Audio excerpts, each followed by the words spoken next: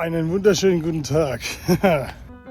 Sehr verehrte Damen und Herren, herzlich willkommen zu Feinripp ausnahmsweise mal nicht live aus dem Raum. Freuen Sie sich auf Witze ohne Poeten, peinliches Schweigen und hässliche Gestalten. viel Spaß dabei und viel Glück.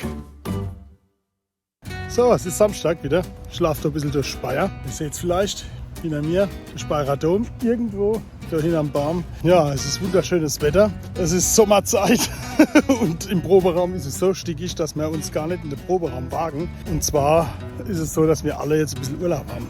Trotzdem haben wir vor, euch das Samstagsvideo wie gewohnt jeden Samstag zu präsentieren. Und ja, da wir viele Kategorien schon erarbeitet haben, haben wir gedacht, es wird wieder Zeit für Flachwitze mit Feinripp. Obacht, der Knallerwitz überhaupt. Warum gehen Ameisen nicht in die Kirche? Weil sie Insekten sind. Der Witz vor mir war mal voll doof. Warum ist Zucker schlauer wie Salz?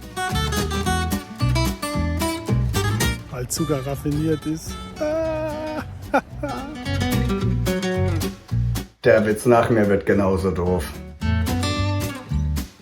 Ein Mann geht zu einer Wahrsagerin, sagte zu ihm: Ah, ich sehe schon, Sie sind Vater von 2 Kindern. Sagt der Mann: Das ist klar, Sie, ich bin Vater von 3 Kindern. Sagt die Wahrsagerin: Das ist klar, Sie. Gott, ist das schlecht. Ich erzähle auch einen doofen. Kommt ein Pferd in eine Bar, fragt der Wirt, warum so ein langes Gesicht?